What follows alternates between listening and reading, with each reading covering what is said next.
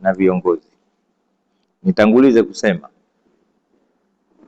yale ambayo kwamba tutakayokuwa tunazungumza hapa, kama yatakavyokuja kuainishwa katika agenda zetu, basi sisi ni baadhi tu ya Waislamu takriban milioni 3 wanaoishi katika mji wa Dar es Salaam. Tuwe makini, tutengeneze nia zetu na ikhlasi zetu kwa ajili ya hao na kwa kutaraji malipo kutoka kwa Mwenyezi Mungu Subhanahu wa Ta'ala. Alhamdulillah, tunaye mwalimu wetu Mwalimu Rashid. Miongoni mwa kazi zitakazofanyika hapa kama itavyokuja kuainishwa ni kuja kutusomea na kutusomesha kanuni za kuuendea uchaguzi huo. Tuwe makini kuzisikiliza, lakini tuwe na uwezo wa kuzihifadhi, na baada hapo twendeni tukazitumie.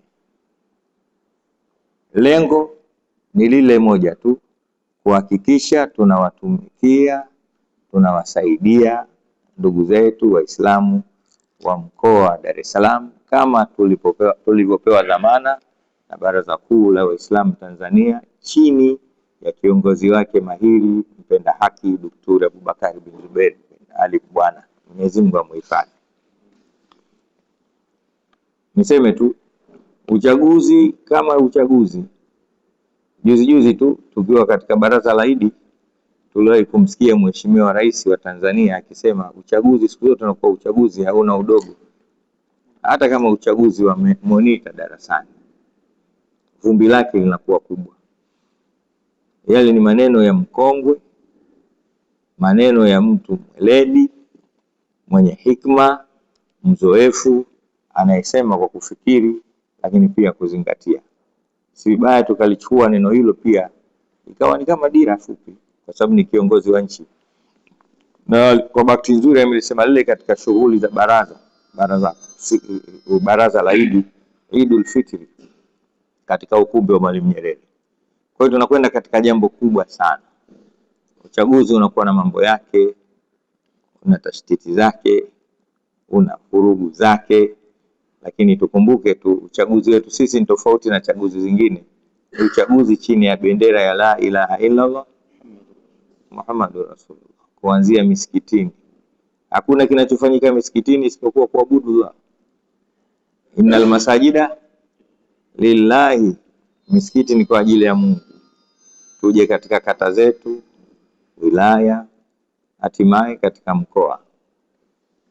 Miongoni mwa vitu vinavyoletwa katika uchaguzi ni mabadiliko. Tusiende tukayaogopa mabadiliko. Mabadiliko mtu hata kama atayakataa, lakini yeye mabadiliko hayamkatai wala hayamkwepi mtu. Sote tulikuwepo hapa miaka kadhaa nyuma ilikuwepo huko, hatakuwa hivi. Ukichukua makuzi yetu, kukua kwetu, maisha yetu, mpaka leo tumekaa katika sura kama hii kama watu wazima tuliopitana umri, ni moja katika njia za mabadiliko.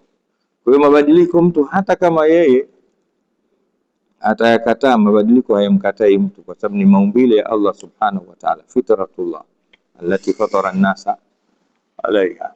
Kwa hiyo maneno yangu mafupi ni hayo, na kifungua kikao hiki kwa risala hii fupi, na hakika Mwenyezi Mungu Subhanahu wa Ta'ala ataitia katika nyoyo zetu, kuanzia mimi msemaji na watukufu waheshimiwa wajumbe mnaoyasikia, na hatimaye Allah Subhanahu wa Ta'ala ataenda kuyatia katika mizani za hasanati zetu.